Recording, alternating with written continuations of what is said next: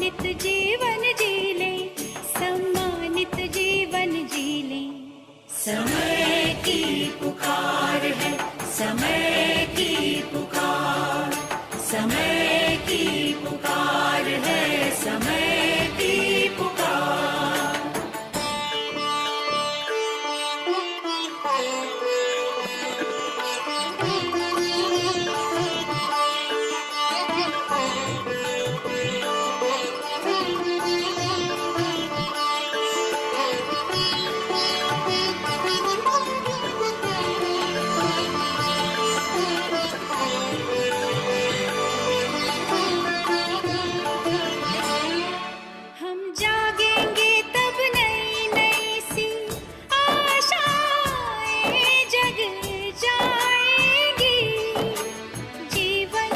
खुशहाल बनेगा ये जिंदगी, मुस्काएगी,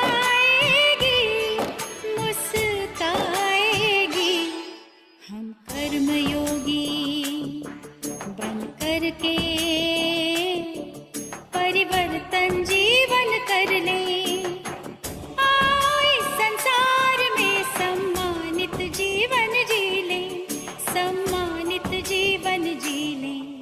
समय की पुकार है, समय की पुकार, समय की पुकार है, समय की पुकार। ना द्वेष रहे, ना राग रहे, ना द्वेष रहे, ना राग रहे। हम सबका प्यार पाले। संसार में सम्मानित जीवन जी ले, सम्मानित जीवन जी ले। समय की पुकार है, समय की पुकार, समय की पुकार है, समय की पुकार।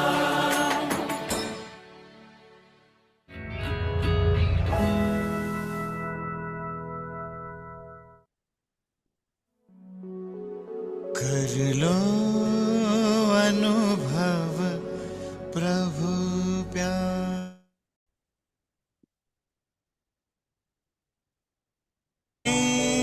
वो बुला रहा, वो करुणा कर दया का सागर, स्नेह सबको समा रहा।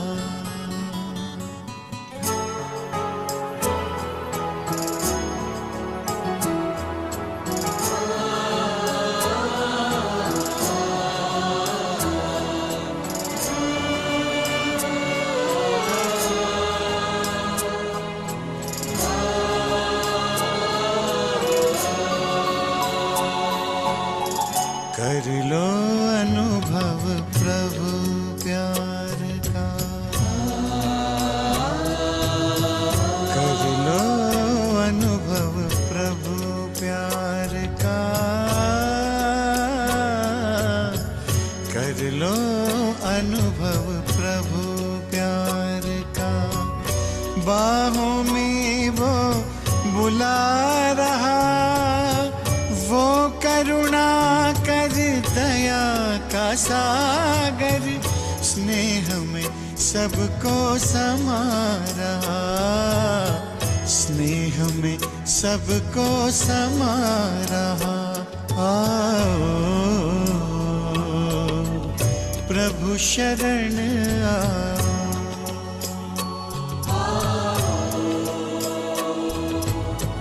प्रभु शरण कर लो अनुभव प्रभु प्यार का।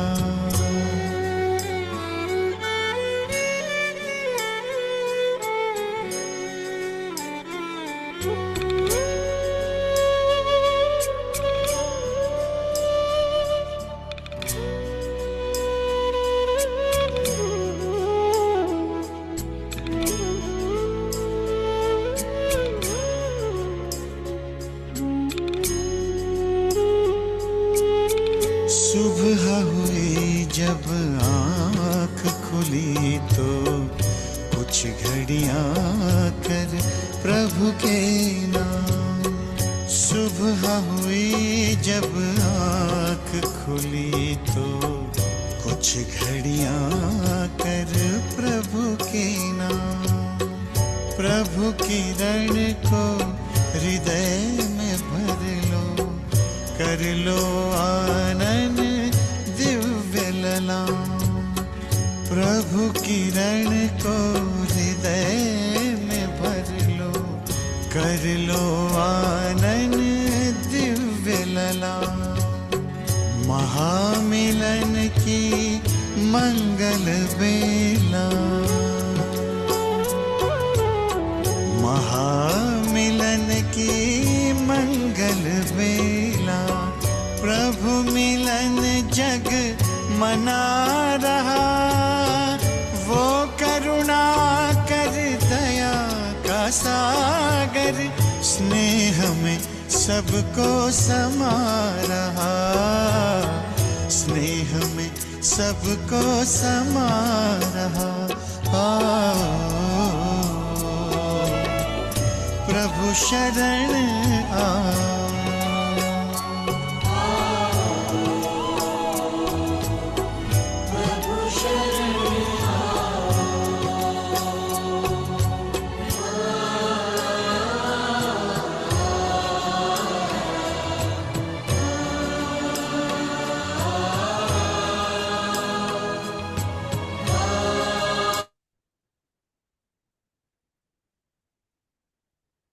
मस्त पवन ये खिला चमन, ये दिन और ये दिन ओम शांति।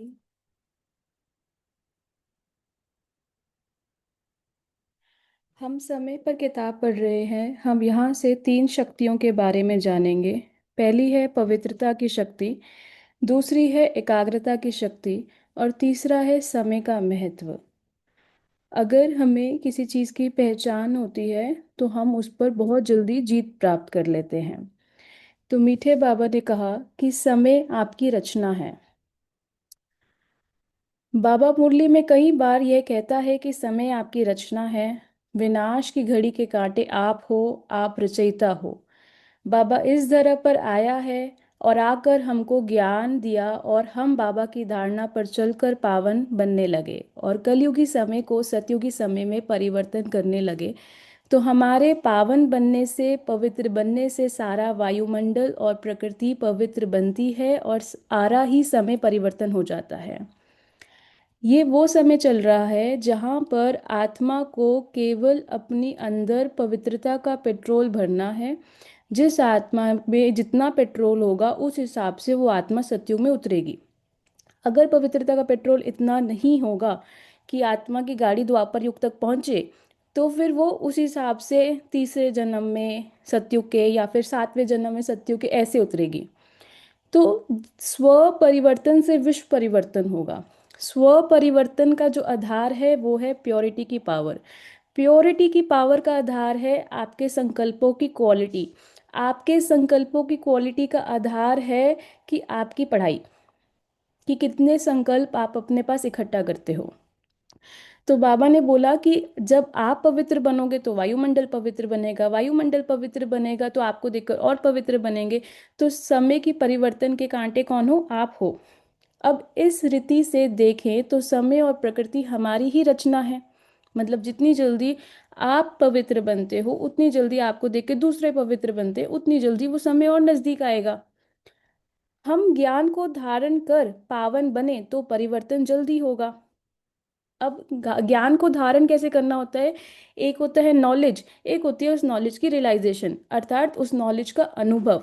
जब हम नॉलेज के साथ उस चीज़ को अनुभव करने लग जाते हैं तो क्या होता है, हमारे पास उस नॉलेज की पावर आने लग जाती है। हम उसको अपनी प्रैक्टिकल लाइफ में यूज़ करते हैं और हमारी जीवन चेंज होने लग जाती है। अब समय किसी सापेक्ष में हुआ, हमारे परिवर्तन से समय के परिवर्तन होगा, तो समय हमारे रेफरेंस में है ना कि हम समय के। तो यहाँ पर जो मेन पॉइंट हो गया वो है रेफरेंस।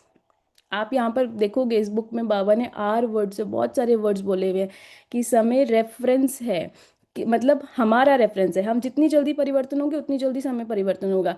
बाबा बोलते हैं कि ये रिपीट हो रहा है। अगेन आर से एक और वर्ड आ गया। सारे कल्प में रचयिता का ही महत्व है। मतलब रचयिता कौन? आप हो, रचना रचयिता है शिव बाबा। बाबा कहते हैं आपकी सारे कल्प में पूजा होती है, आप ही हो जिसने संसार को परिवर्तन करने में मदद करी है। अब कौन कौन कहता है कि मेरे इस जीवन में रहने से फर्क पड़ता है कि नहीं फर्क पड़ता है? बहुत फर्क पड़ता है। आप अगर इस दुनिया में हो तो आपने इस दुनिया में सहयोग दिया है अपनी प्योरिटी की पावर का, जो वो एक उंगली दी हुई है पहाड़ पे। आप हो तभी तो इस दुनिया में वो बैलेंस बना हुआ है, नहीं तो ये दुनिया कब की तीतर बीतर हो जाती। अगर इस दुनिया को इस स्टेबल रखना है तो प्योरिटी का और इम्प्योरिटी का एक बैलेंस है, तभी ये दुनिया ऐसी है। मतलब संगम युग और कलयुग का समय एक साथ चल रहा है। आगे हमने देखा कि समय हमारी रचना है, हम रचयिता हैं। सारे कल्प में हम देखें तो रचयिता का ही महत्व है। पांच तत्वों के बारे में देखें तो कुछ गिने चुने वैज्ञानिकों ने समय की डिटेल दी, तो आज सारा विज्ञान उसके गणना के आधार पर चलता है और अभी तक उनका ही महत्व है। पढ़ाई से लेकर सेमिनार तक महत्व देखें तो उनका ही है। कितने साल का ये कल्प है? 5,000 साल का। हर एक युग कितने साल का है? 12,550, 12,050 सॉरी, ठीक है, 1250 वर्ष। अब 1250 वर्ष में कितने कितने जन्म किसके हैं? सतयुग 8 जन्म, त्रेता युग 12 जन्म, द्वापर युग 21 जन्म, कलयुग 42 जन्म। एक किसका जन्म? संगम युग का। और वही संगम युग जो एक्स्ट्रा है वही क्या है? आपका एक सतयुग का जन्म है। टोटल 21 हो गए, क्योंकि संगम युग प्लस सतयुग प्लस त्रेता युग इज इक्वल टू 21। तो अब ये आपके ऊपर है कि आप यहाँ पर सतयुग क्वालिटी की लाइफ जी रहे हो, वो आपका जो बोनस टाइम चल रहा है वो वाला ले रहे हो, या फिर आप कलयुग वाली लाइफ जी रहे हो, क्योंकि ये दोनों समय साथ साथ चल रहे हैं इस वक्त। तो अगर आप ये बोलते हो कि मैं सतयुग में जी रही हूँ, काइंड ऑफ संगम युग का जो एक समय ये समय है, तो आपको वैसी ही प्राप्तियां होने लग जाएंगी, क्योंकि आपने क्या बोला अपने मन में कि मेरा ये जो संगम युग का जीवन है वो मेरी प्राप्तियों का टाइम है, तो आपको प्राप्ति होंगी। लेकिन इस समय के साथ कलयुग के समय का भी प्रभाव है। अगर आप उस वाली फीलिंग में नहीं रहोगे तो फिर कलयुग वाला फीलिंग क्या याद दिलाएगा कि अप्राप्ति है। बाबा कहते हैं आप ही पूजन योग्य हो, क्योंकि हमने ही समय का परिवर्तन किया, तो हम रचयिता हैं और रचयिता का ही महत्व है। अगर ड्रामा के आधार से देखें तो ड्रामा हर 5,000 वर्ष बाद रिपीट होता है। तो पहला वर्ड था रेफरेंस, कि हम हैं रेफरेंस और उस हिसाब से समय बदलेगा। दूसरा है रिपीट होता है, तो आत्माओं के ने मन में स्मृति है कि यह वही आत्माएं हैं जिन्होंने समय को परिवर्तन किया था, तब ही उनका पूजन करते हैं, महिमा करते हैं, और मन में आशा है कि यह वही आत्माएं हैं जो हमें दुख के समय में छुड़ाएंगी। अब सोचो, बाबा कहता है कि आप ही हो जो समय के रचयिता हो, और आप अगर ये बोलो मेरे पास समय नहीं है, तो ये तो झूठ हो गया। तो आप कौन हो? समय के रचयिता हो। अब ये रचयिता अर्थात क्रिएटर, लेकिन यहाँ पर एक विशेष बात ये है, बाबा भले हमें बहुत कुछ दे देता है, लेकिन हमें ये याद रखना है कि वो बाबा से मिला हुआ है, अर्थात हम क्या हो गए? को क्रिएटर हो गए। को क्रिएटर अर्थात कि मैं अपने अनुसार समय को बुलाऊंगी, ड्रामा मुझ आत्मा के अनुसार घूमेगा। ये होता है को क्रिएटर की फीलिंग। अब वो ड्रामा मेरे अनुसार से कैसे घूमेगा वो डिपेंड करता है आपके निश्चय पे, वो डिपेंड करता है आपके दृढ़ता पे, वो डिपेंड करता है आपके डिसिप्लिन पे, वो डिपेंड करता है आपकी एकाग्रता की शक्ति के ऊपर। जितनी ज़्यादा ये पावर्स आपकी स्ट्रांग है, उस हिसाब से ड्रामा आपके अकॉर्डिंग घूम जाएगा। अब आपको अपने पास्ट में जाकर ये चेक करना है कि कब कब आपने ये शक्तियों को यूज किया था, कब कब ड्रामा आपके अनुसार घुमा था। जो जो आत्मा ये सोचती होंगी कि जिस मतलब एक तरह से जिस बच्चे के 60 में से 100 नंबर आ गए, मतलब 100 में से 60 नंबर आ गए, उस दिन अगर उस बच्चे ने सोचा कि टीचर का मूड अच्छा होगा इसलिए दे दिया, और जिस दिन एक बच्चे के 100 में से 100 नंबर आ गए, उस दिन ये बच्चे ने सोचा कि ये तो मेरे आने ही थे, तो ये अंतर हो गया। अगर आप ये बोलोगे कि ये तो मेरा लक है, और अगर आप ये बोलो ये तो होना ही था, ये हो गया दो आत्माओं में अंतर। आप ये बोलो कि ये संगम युग चल रहा है, परमात्मा शक्तियां बांट रहा है, इसलिए ये होना ही है। तो जब आप इस निश्चय के साथ वो कर्म करोगे तो ड्रामा घूम के आएगा, जैसा आप चाहोगे वैसा होगा। लेकिन अगर आप सो फीलिंग के साथ रहोगे, तो फिर आपको जब आप ये वाली बातें सुनोगे ना, अंदर में ऐसा आएगा कि कितनी बड़ी बड़ी बातें कर रही है, ऐसा होता भी है क्या? ऐसा सच्ची में होता है अगर आप अपनी शक्तियों को जागृत करते हो। ओके। रचयिता का कल्प में महत्व है, रचना का नहीं।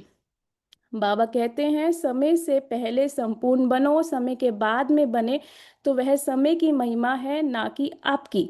ठीक है। तो अब जैसे कहते हैं कि कोई टाइम अगर काम से पहले कर लो तो टेंशन नहीं होती, लेकिन अगर आपको किसी काम के लिए निकलना है और उसी वक्त आप वो सारे काम कर रहे हो जो आपको पहले कर लेने चाहिए थी, तो क्या होता है? टेंशन होती है। ऐसे ही बाबा क्या कह रहा है कि वो टाइम आप नज़दीक लेकर आओ, प्लस अब अपनी तैयारी करो।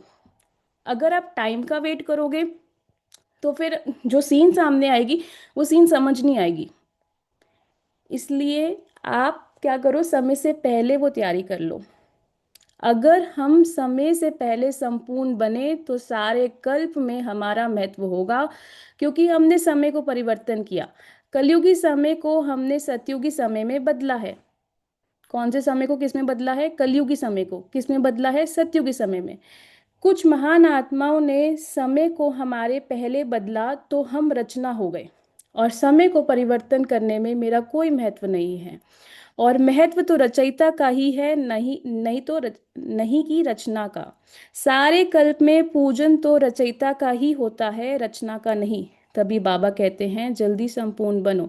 अब संपूर्ण कौन बनेगा? संपूर्ण वो बनेगा जो अपने ऊपर मेहनत करेगा। आपके लिए दो दुनिया है, एक है आपकी अंदर की दुनिया, एक है आपकी बाहर की दुनिया। जिस दिन आप अपना मुख अंदर की दुनिया में मोड़ लोगे, अंतर्मुखी बन जाओगे, उस दिन आपको आपकी कमियां भी दिखने लग जाएंगी, उस दिन आपको अपनी विशेषताएं भी नजर आने लग जाएंगी। जब आपको आपकी विशेषताएं और आपकी कमियां दोनों नजर आ गई, उस दिन आप शक्तिशाली बन जाते हो, क्योंकि उस दिन आपको ये पता है कि आपकी स्टेज क्या है। अब कोई आत्मा आए और आपको आपकी स्टेज बताए, आपको लगेगा कि मुझे पता है मेरी स्टेज क्या है, मुझे पता है मेरा लक्ष्य क्या है, कि मुझे अपने अंदर प्योरिटी की पावर इकट्ठी करनी है ताकि मैं फर्स्ट जन्म में सतयुग में उतरूं। बस बात खत्म। ये हमने अपने अंदर लक्ष्य रखना है। क्योंकि कुछ बच्चे ऐसे होते हैं, जब वो पढ़ाई कर रहे होते हैं तो वो बहुत बोलते हैं ये भी करना है वो भी करना है, लेकिन लास्ट में जो रिजल्ट आती है वो तय करता है। तो इसलिए हमने किस पे फोकस करना है? अपना खुद का रिजल्ट लाने में फोकस करना है, कि मेरे को इतना अपने अंदर पेट्रोल भरना है पवित्रता का, कि बाबा अगर मुझे आत्मा को देखे मैं इतना चमकू कि बाबा कहे कि पहले जन्म में उतारे इस आत्मा को। ऐसा हो। ड्रामा के आधार से हम देखें तो 5,000 वर्ष के ड्रामा में यह संगम युग बहुत छोटा सा युग है, और यह सब रिपीट होता है। Nothing new. ये है आपका फॉर्मूला। ड्रामा में कोई भी सीन आती है, अचानक से आती है, तो भी नथिंग न्यू। बहुत लेट काम हो रहा है, तो भी नथिंग न्यू। ठीक समय पे हो रहा है, तो भी नथिंग न्यू। ये फॉर्मूला आपकी पावर है। अब इस फॉर्मूला को आप जितना प्रैक्टिस करोगे उतना ज़्यादा आप इसको अप्लाई कर पाओगे। कैसे इसको प्रैक्टिस करना है? जो नॉर्मल सीन है ड्रामा की, उसमें प्रैक्टिस करने लग जाओ। किसी ने कोई खुशखबरी की बात बताई, नथिंग न्यू। किसी ने कुछ दुख की बताई, नथिंग न्यू। किसी ने कुछ थोड़ी सी घबराहट, थोड़ी सी नॉर्मल बताई, नथिंग न्यू। तो एक न्यूट्रल स्टेज बनती चली जाएगी जिसमें आपके पास सब कुछ आएगा, लेकिन दिल की धड़कन नहीं बढ़ेगी। और दिल की अगर धड़कन बढ़ेगी तो उसको धड़कने देना, क्योंकि आपका जो दिल है वहीं से आपके पास हिम्मत आएगी। जो आपका दिल है वहीं से आपके पास हिम्मत आएगी, वो भी एक दैवी गुण है। अगर ड्रामा अनुसार जो भी आत्माएं हैं वह भी फिक्स हैं। बाबा कहते हैं अगर ड्रामा अनुसार कुछ आत्माएं हैं, एक्स आत्माएं, अगर वो भी फिक्स है, यह जो एक्स आत्माएं संपूर्ण बनेंगी, तो उनकी संपूर्णता और पवित्रता से ही विश्व का और समय का परिवर्तन होगा। अगर यह एक्स आत्माएं कल संपूर्ण बने तो विश्व का परिवर्तन कल हो सकता है, और वह आत्माएं कुछ साल बाद संपूर्ण बने तो परिवर्तन का समय कुछ साल बाद होगा। हमको मालूम नहीं है कि ड्रामा अनुसार यह कब संपूर्ण बनेंगे और परिवर्तन होगा। यह समय अनुसार समय भी फिक्स है, परंतु हम इन एक्स आत्माओं में आवे तो हम रचयिता बन जाएंगे और सारे कल्प में महत्व होगा, और अगर नहीं आए तो हमारा महत्व ही नहीं होगा। और यह ड्रामा तो रिपीट होता है, बार बार वही होगा। अब यहाँ पर एक शिक्षा ये है, अगर कोई भी चीज़ रिपीट हो रही है और आपके फेवर में है तो आप उसको रिपीट करते चलो। लेकिन अगर कोई भी व्यवहार रिपीट हो रहा है और आपके फेवर में नहीं है, वहाँ पर आपको वर्क करना है। इतनी सिंपल सी बात है। आपको कैसे वर्क करना है, आपको ये रूट जानिए कि ये व्यवहार मेरे पास आया कहाँ से, सोर्स क्या था। सोर्स क्या था, जब आप उस पे वर्क करोगे कि ये सोर्स क्या था। अगर सोर्स बाबा है तो वो राइट है, श्रीमत है। अगर सोर्स कुछ भी सोशल मीडिया है, कुछ गलत फ्रेंड्स हैं, अगर ये सोर्स आप अगर कुछ बुक्स पढ़ रहे हो, जैसे बाबा फिक्शन बुक्स के लिए भी मना करता है, तो फिर वहाँ रॉन्ग है। सिंपल सी बात। बाबा कहते हैं हमें उस बात पर पूरा पूरा ध्यान रखना पड़े, और अगर इस बात का हम अटेंशन रखते हैं तो हम आगे बढ़ने में हमें मदद मिलेगी। दुख अशांति आत्माओं को दुख से मुक्त कौन कराएगा। हम कोई दुख अशांत आत्माओं को देखते हैं तो हमारे मन में रहम के भाव उत्पन्न होते हैं, परंतु बाबा कहते हैं उनको दुख से आप ही छुड़ाएंगे। कैसे। आज दुनिया में सब आत्माएं दुखी हैं, परेशान हैं। यह कलयुगी समय में उनको मुक्त होना है, परंतु मार्ग मालूम ही नहीं है और मार्ग पर चलने की हिम्मत और शक्ति भी नहीं है। बाबा ने हमें बताया है कि हम रचयिता है, हमने ही कलयुगी समय को बदलकर सतयुगी समय में परिवर्तन किया था और अभी भी कर रहे हैं। अभी परिवर्तन कैसे होएगा। परिवर्तन की शक्ति तब जागृत होती है जब आप सारी दुनिया से ध्यान हटाकर अपने ऊपर केंद्रित करते हो। जब आप ध्यान अपने ऊपर रखते हो तब आप अपने आप से पूछते हो कहाँ पर मेरे को चोट लगी है, कहाँ पर मैं ठीक हूँ। जब आप कहते हो कि यहाँ पर मैं ठीक हूँ, उस चीज़ को आपने बार बार रिपीट करना है। जहाँ पर आपको चोट लगी है वहाँ पर आपने योग की शक्ति देनी है अपने आप को। जहाँ चोट लगती है वहाँ पर ज़्यादा प्यार दिया जाता है, वहाँ पर और चोट नहीं लगाई जाती। लेकिन अगर हम अपने ही अंदर अपने ही संकल्पों में खुद को ही दुख दे रहे हैं, और फिर वो जो अंदर का दुख है वो फिर दूसरी आत्मा के पास बाहर भी दे रहे हैं, तो फिर वहाँ पर हमें वर्क करना है। ठीक है। हम संपूर्ण बन जाएं तो यह समय परिवर्तन होगा, और यही दुख अशांत आत्माएं हैं, ये दुख के समय की समाप्ति के कारण मुक्त होकर शांति धाम में चले जाएंगे। दुखी आत्माओं को दुख से मुक्त करना है, और तो ये समय को परिवर्तन करना होगा। इसके लिए मुझे ही जल्दी संपूर्ण बनना होगा। अगर हम संपूर्ण बनने में देरी करेंगे तो परिवर्तन में देरी होगी।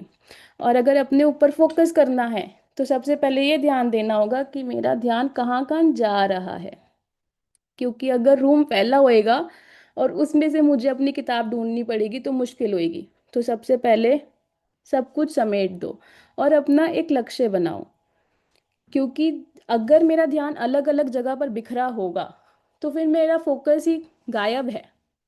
तो मुझे ये ध्यान रखना है कि मेरे अगर ये दिन शुरुआत हुई है तो मेरे इस पूरे दिन में 3 ऐसे कौन से काम हैं जो अगर मैं पूरे करूंगी तो रात को मुझे संतुष्टता की फीलिंग आएगी। लेकिन अगर हम वो सब कुछ छोड़कर जैसा दिन चल रहा है वैसे ही चले जाते हैं और सामने से भी और बहुत सारे वर्क कोई ना कोई आत्मा दे के जा रही है, तब हमें ऐसा लगता है कि वो काम हो नहीं रहा जो आपने करना है, तो स्ट्रेस आता है। स्ट्रेस इसलिए नहीं आता कि आपके पास काम नहीं है या आपके पास बहुत सारा काम है। स्ट्रेस इसलिए आता है क्योंकि जो काम आपको करना है आप वो काम ही नहीं कर रहे हो,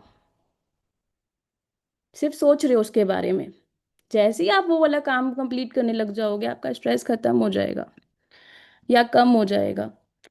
तो बाबा ने कहा और ये अशांत आत्माएं और ज्यादा दुखी होंगी। तो जब भी हम ऐसी दुख अशांत आत्माओं को देखें तो हमें यही ख्याल रहना चाहिए कि मेरे संपूर्ण बनने से ही समय का परिवर्तन होगा और इससे ही उन आत्माओं को मुक्ति मिलेगी। तो मुझे ही जल्दी संपूर्ण बनना है। अब बाबा ने यहाँ पर कहीं पे भी बोला कि किसी और को बनना है। तो जब भी हम टिप्पणियां करते हैं, जब भी हम ऐसा कहते हैं कि आप अपने अंदर ये चेंज करो, आप अपने अंदर वो चेंज करो तो अच्छा रहेगा, तो वो हमारा वर्क ही नहीं है किसी और को बताना कि उनको अपने अंदर क्या परिवर्तन करना है।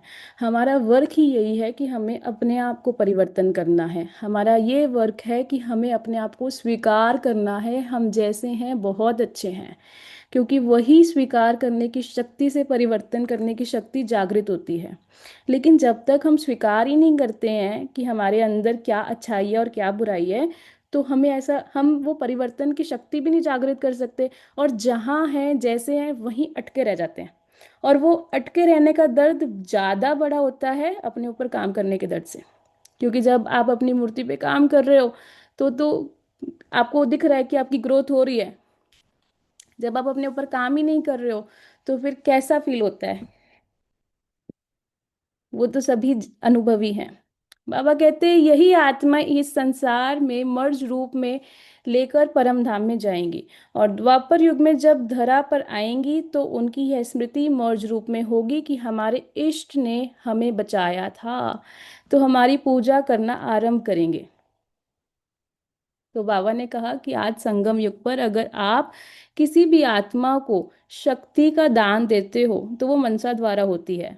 और जब अगर आपने आज संगम पर दान दिया शक्ति का, वो आत्मा द्वापर युग में आपकी पूजा करेगी, बैलेंस हो जाएगा। कैसे शक्ति का दान दोगे? सिंपल सी बात है, अगर कोई क्रोध कर रहा है आप साइलेंस की शक्ति का दान दोगे तो वो आत्मा जब द्वापर युग आएगा तो आपके चरणों पे गुलाब का पुष्प चढ़ाएगी, नतमस्तक होएगी, बोलेगी हे आत्मा आप बहुत महान हो, हे देवी आप बहुत महान हो।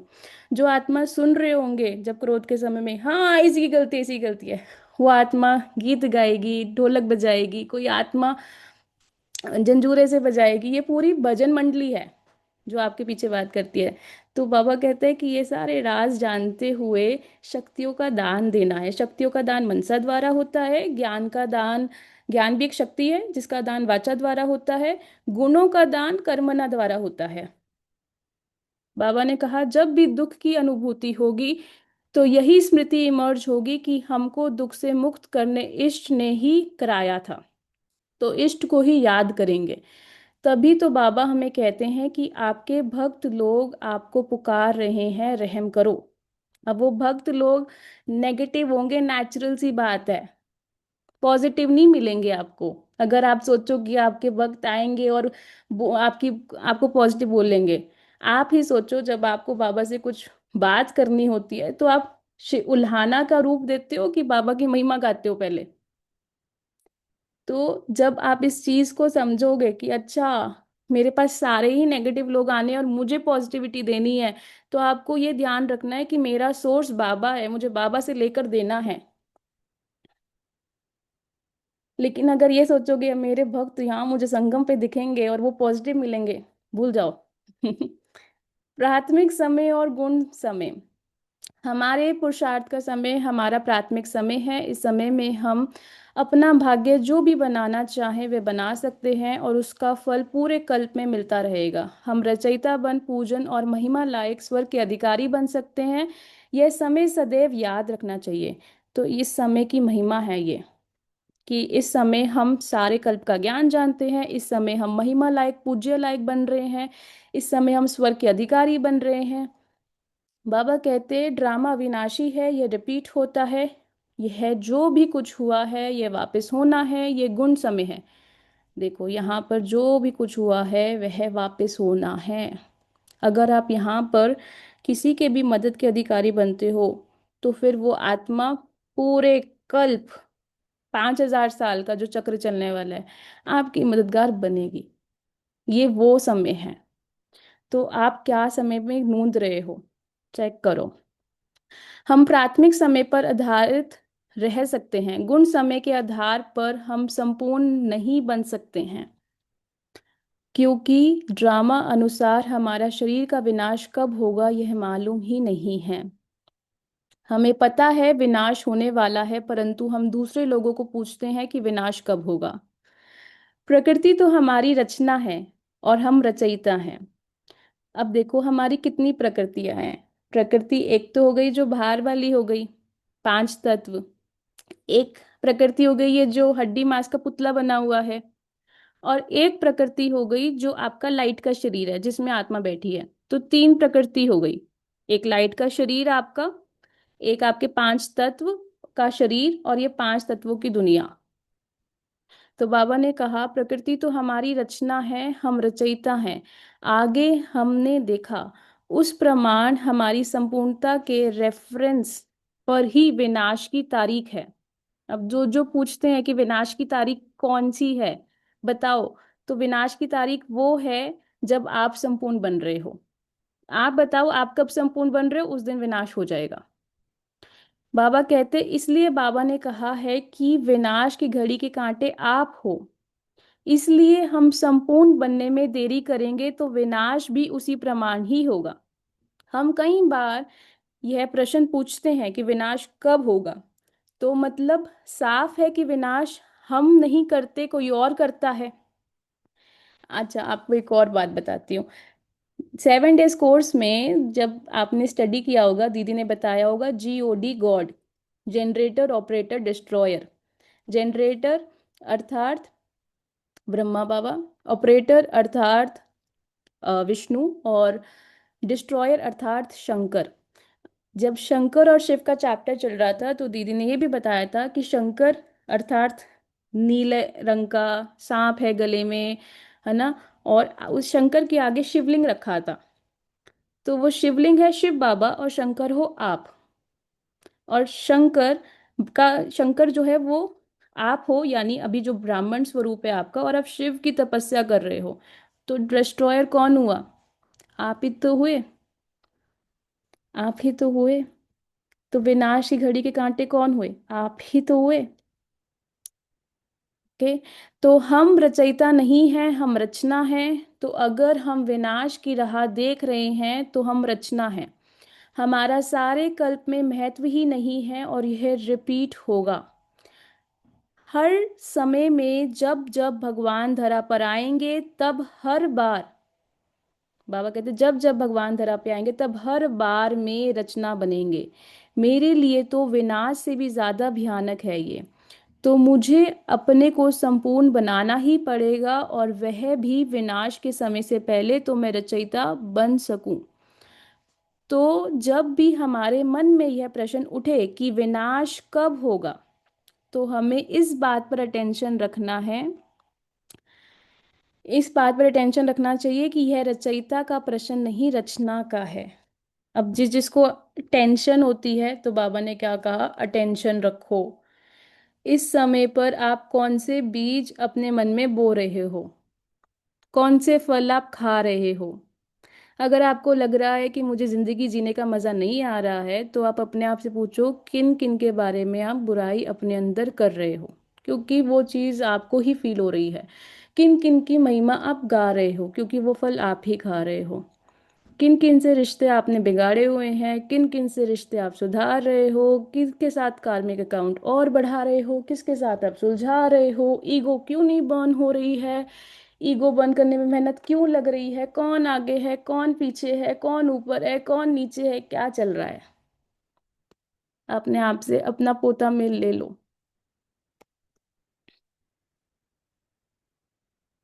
समय हमारी रचना है, हम रचयिता हैं। वायुमंडल का असर नाजुक होता है। वायुमंडल कोई रचयिता नहीं है, वह तो रचना है। रचयिता ऊंचा व रचना, रचयिता तो फिर रचयिता रचना के अधीन क्यों? ठीक है, तो बाबा ने बोला कि वायुमंडल का असर होता है।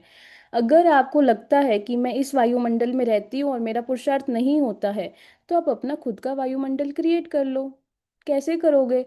एक जगह रख लो अपनी कि यहाँ पर ये वाले जगह पे मेरे वाइब्रेशन रहेंगे जब मैं योग करूंगी। तो वो वायुमंडल का असर, आप जैसे जैसे आप उस जगह पे जाओगे आपको अपनी मुरली की बुक्स याद आएंगी, आपको अपना योग का पुरुषार्थ याद आएगा, आपको अपना चार्ट याद आएगा, आपको अपने देवी गुण याद आएंगे कौन कौन से हैं आपको, आपका जो लक्ष्य है किस देवी गुण पर आप विशेष पुरुषार्थ कर रहे हो वो याद आएगा।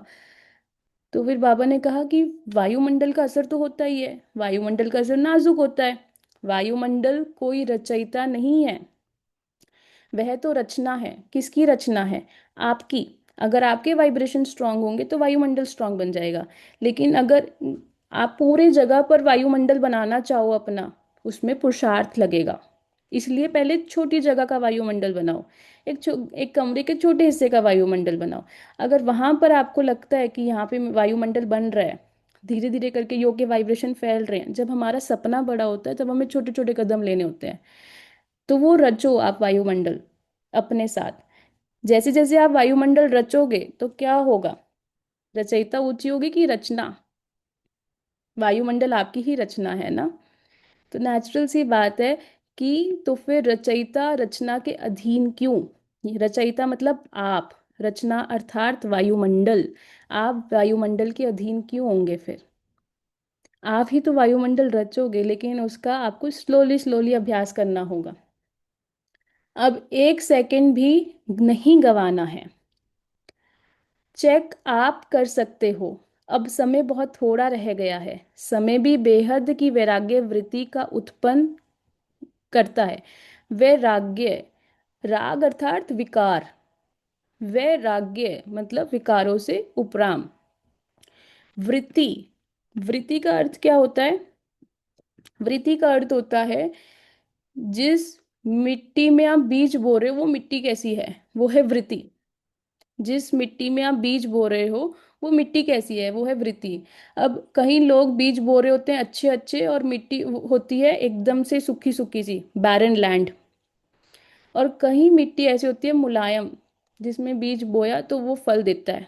तो आप कहीं बोलते हैं मैं बहुत पॉजिटिव सोचती हूँ, मेरे को फल क्यों नहीं मिलता? नेगेटिविटी इतनी जल्दी क्यों असर कर जाती है? क्योंकि मिट्टी पे काम नहीं किया हुआ, अर्थात वृत्ति पे काम नहीं किया हुआ, और वृत्ति फाउंडेशन है। लेकिन समय के पहले जो अपनी मेहनत से करेंगे तो उनको फल ज़्यादा मिलेगा।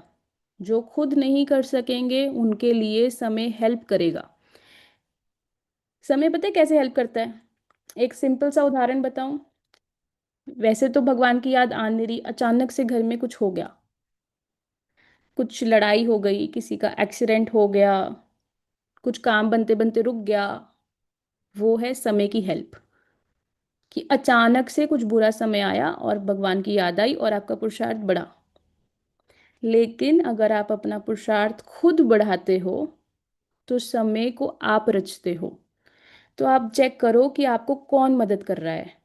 आपको आपका पुरुषार्थ मदद कर रहा है या आपको समय मदद कर रहा है? कि जब समय खराब तब पुरुषार्थ तेज, जब समय ठीक तो हल्का फुल्का पुरुषार्थ।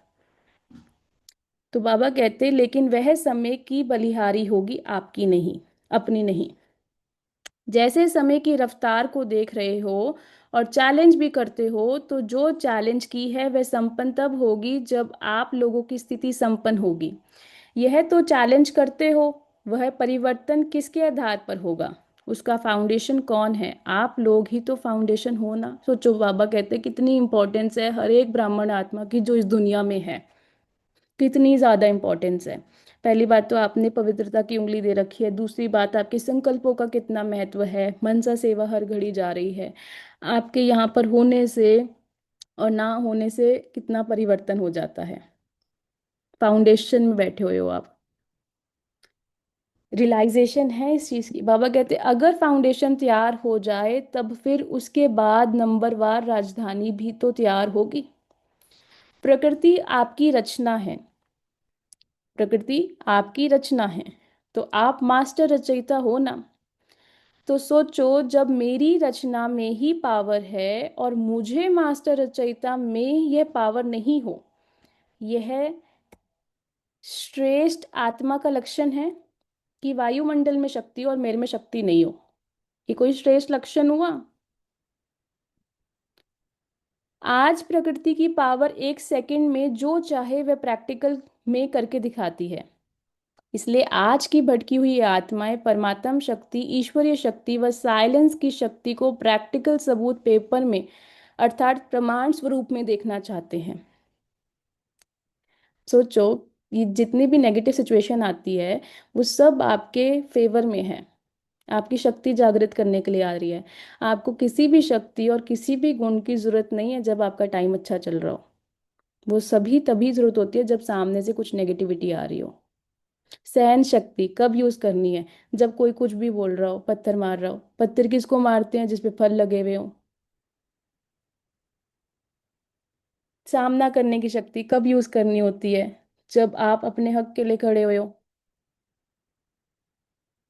परखने की शक्ति कब यूज करनी होती है? जब आपको पता है पानी क्या है और मतलब कंकड़ क्या है और हीरा क्या है। कोई आ रहा है आपके कानों में कुछ भी बोल के जा रहा है, अब आप भी अगर वो अपने कानों में रिपीट कर रहे हो तो आपकी वृत्ति खराब होगी। अब आप उससे आत्मा से अलग हो रहे हो, डिस्टेंस कर रहे हो, आपके फेवर में आपकी शक्ति है परखने की शक्ति कि ना ना मुझे गॉसिप्स नहीं करने, ये मेरा निर्णय है, क्योंकि मेरे संकल्पों से संसार में फर्क पड़ता है।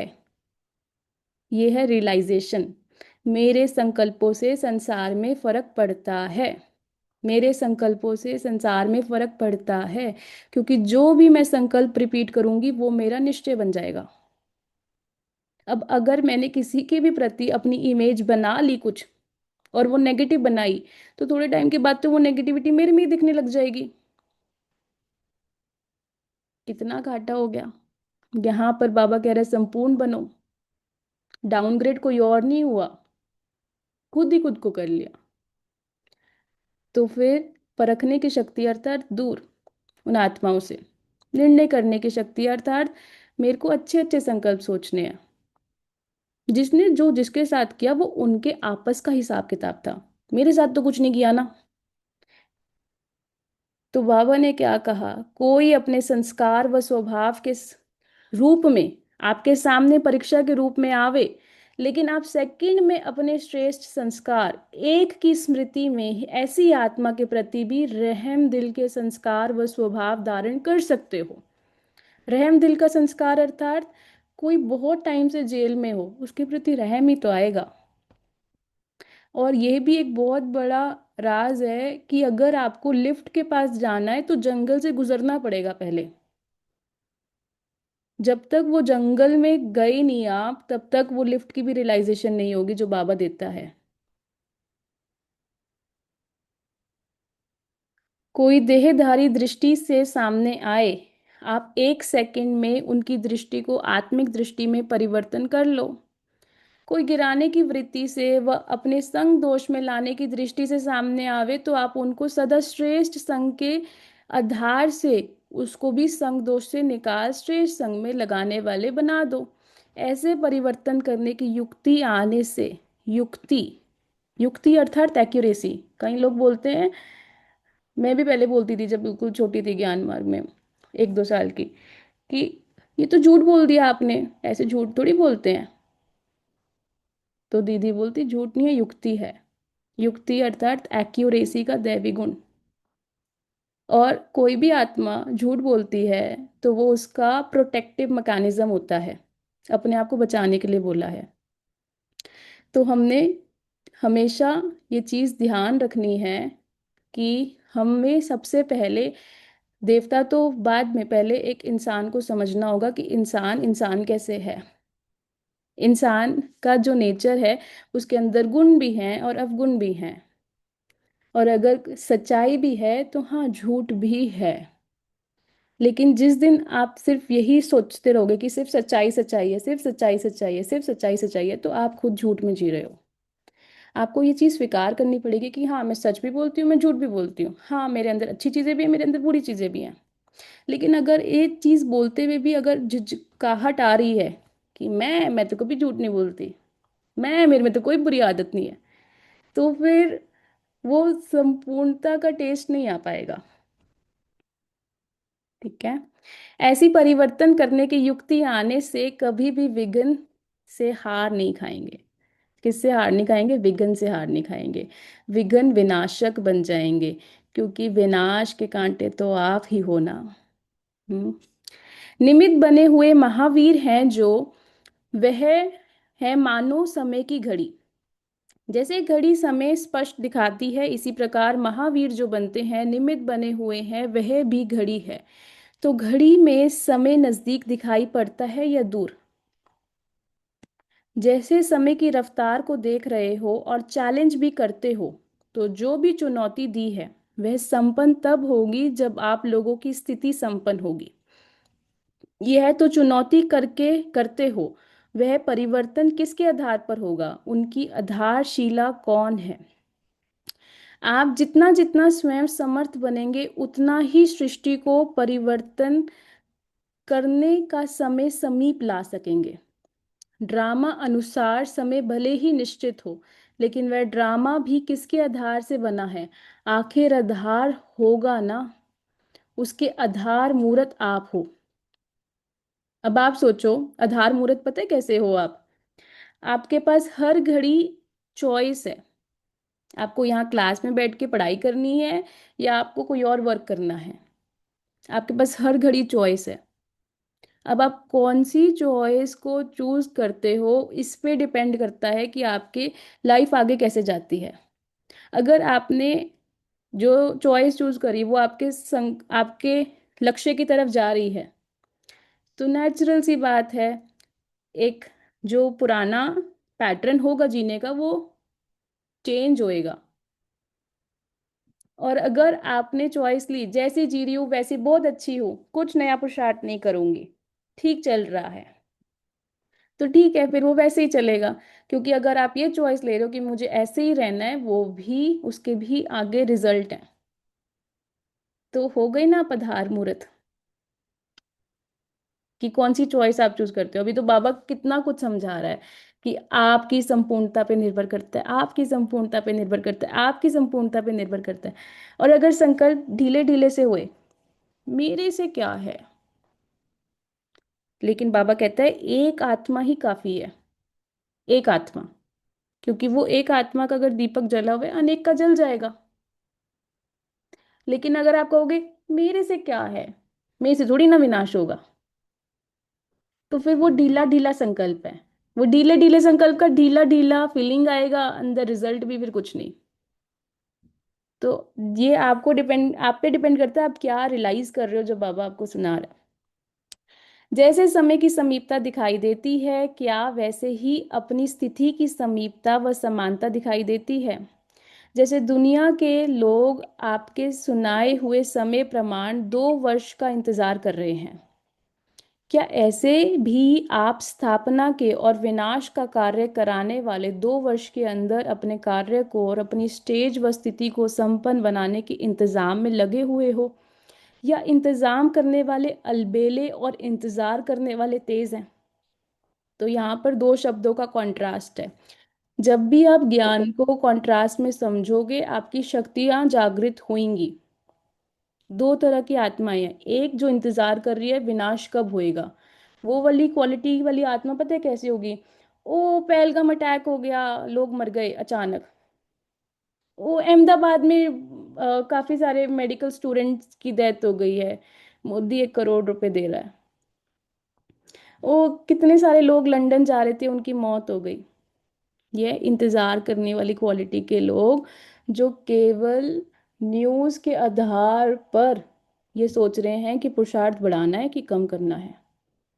आपका पुरुषार्थ तो समय पर नहीं, लेकिन इस चीज पर निर्भर होना चाहिए कि पवित्रता का पेट्रोल कितना है।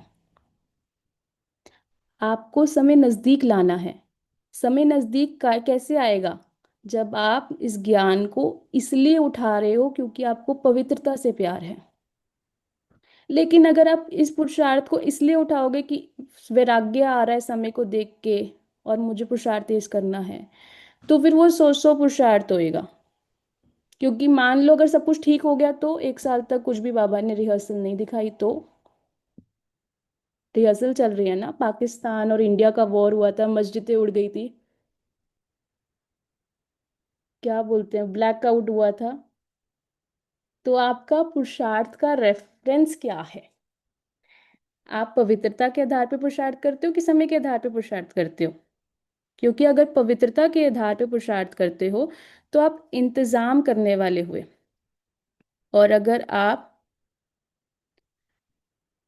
प्योरिटी के आधार पे करते हुए तो आप इंतजाम करने वाले हुए, और अगर आप समय को देखते हुए हुए तो फिर तो आप सिर्फ इंतजार करने वाले हुए। आवाज सबको नहीं आ रही है?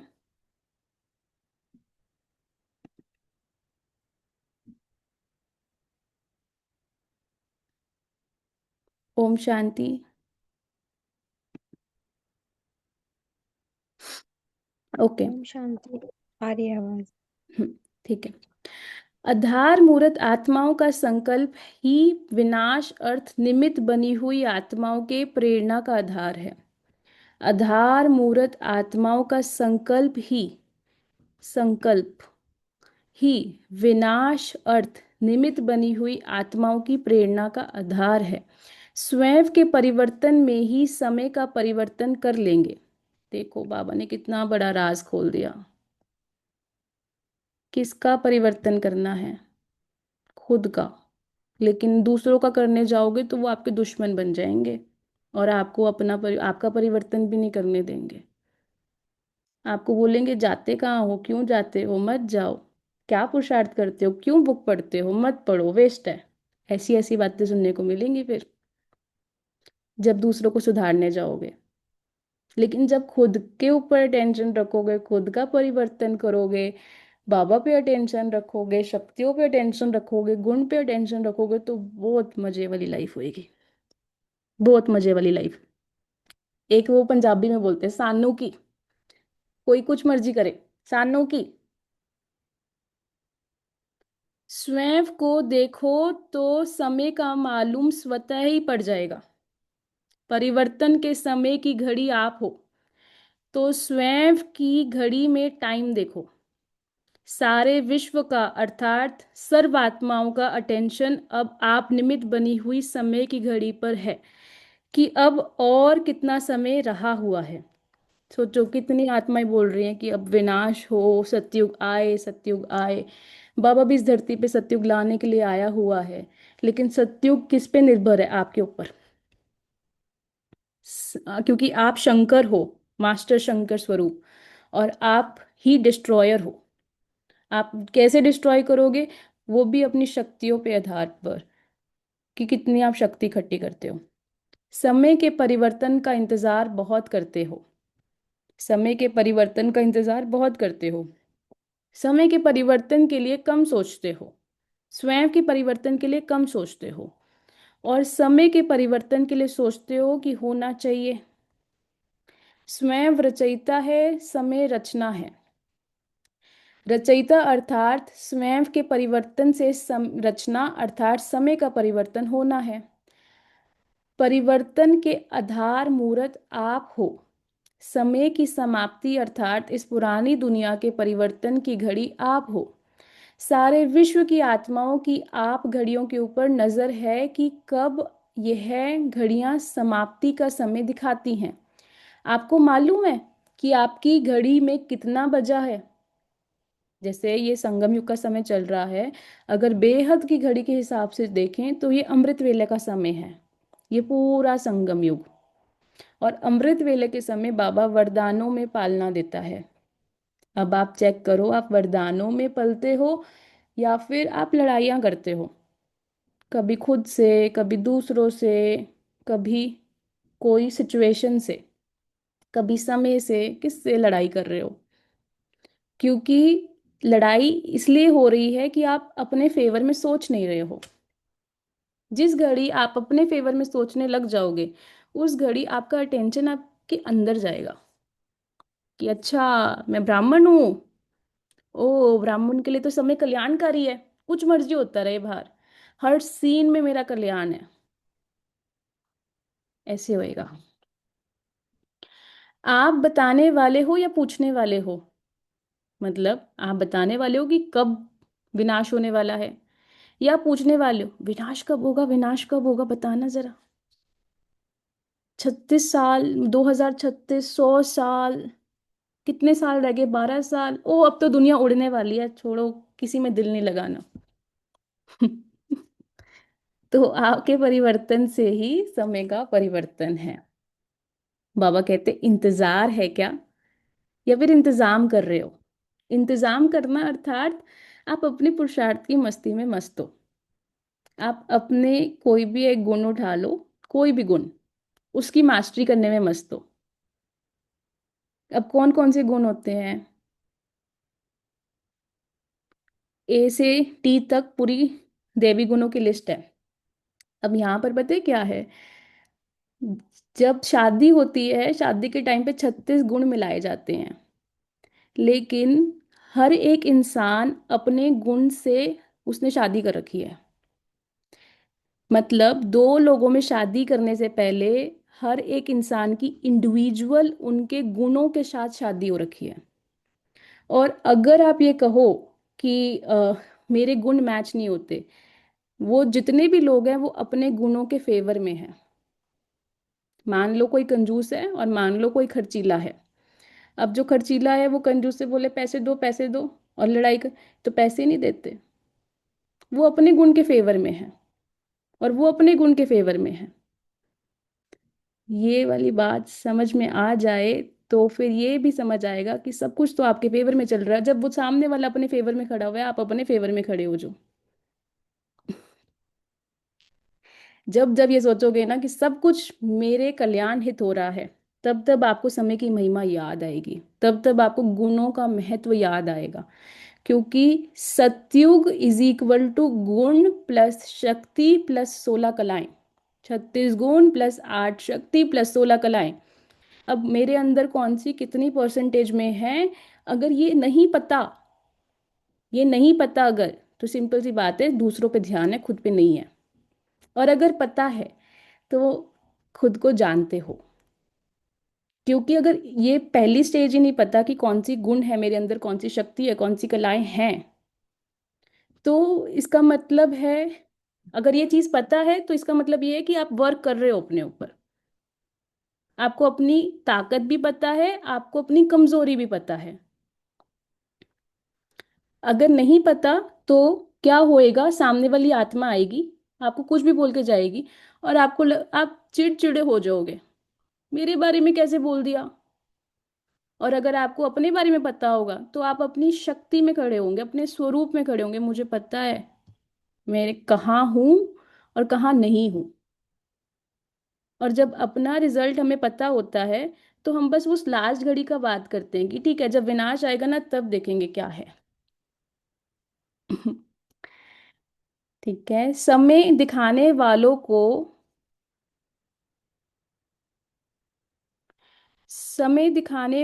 को समय के प्रति हलचल तो नहीं है ना। समय हलचल है अथवा अचल हो। क्योंकि अचल का सिंपल सी चीज है, रावण की नगरी में विभीषण रहा और अचल रहा, राम राम करता रहा।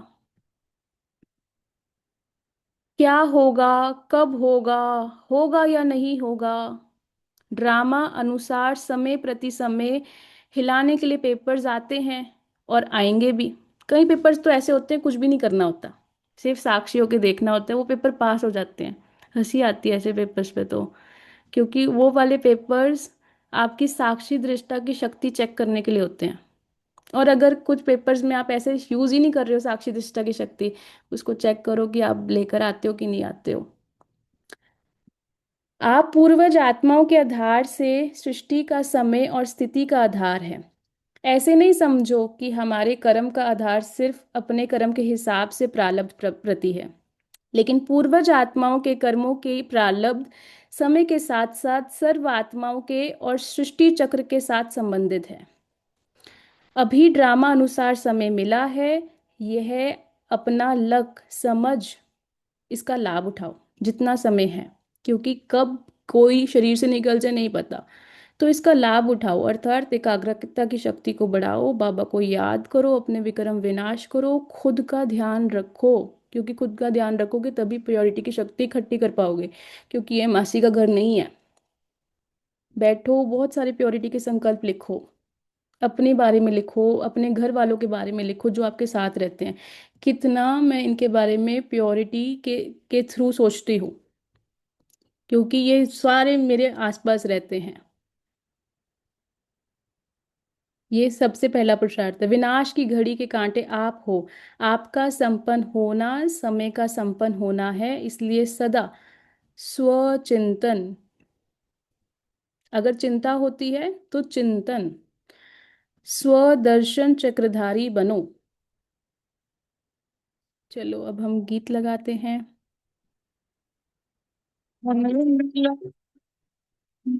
तन मन ये जीवन तुझको ईश्वर का वरदान मिला, ईश्वर का वरदान मिला। सफल करो और पाओ सफलता, सफल करो और पाओ सफलता। मुरली मधुर वो सुना रहा, वो करुणा कर दया आशा कर, स्नेह में सबको समा रहा, स्नेह में सबको समा रहा।